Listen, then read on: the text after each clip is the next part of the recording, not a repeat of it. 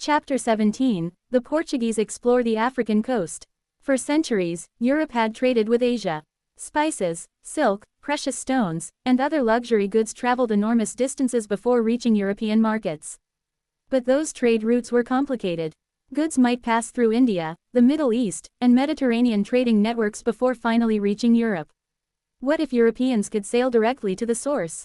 During the 15th century, Portugal began looking for a way. Portugal had an advantage: geography. Sitting on the western edge of Europe, facing directly into the Atlantic Ocean, Portuguese sailors were well positioned to explore the waters beyond familiar European coastlines. One of the most important patrons of this effort was Prince Henry of Portugal, remembered as Henry the Navigator. Henry wasn't personally sailing into the unknown on most of these voyages.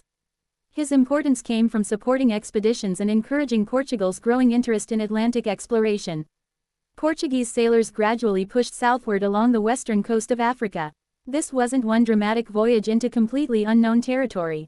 It was a process lasting decades. Ships explored farther south, returned with information, and later expeditions pushed beyond them. Navigation improved. Sailors learned more about Atlantic winds and currents.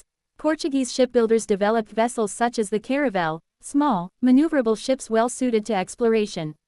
But this expanding network had a much darker consequence. The Portuguese increasingly participated in the trafficking and enslavement of Africans. By the middle of the 15th century, enslaved Africans were being transported to Portugal and Portuguese-controlled Atlantic islands. European maritime expansion and the Atlantic slave trade were beginning to grow together. Meanwhile, Portuguese explorers kept moving south. Then, in 1488, Bartolomeu Dias accomplished something extraordinary. His expedition sailed around the southern end of Africa. Dias called it the Cape of Storms. King John II of Portugal gave it a more optimistic name: the Cape of Good Hope, because its discovery suggested something Europeans had been searching for. A sea route to India might actually exist. 10 years later, Vasco da Gama would prove it.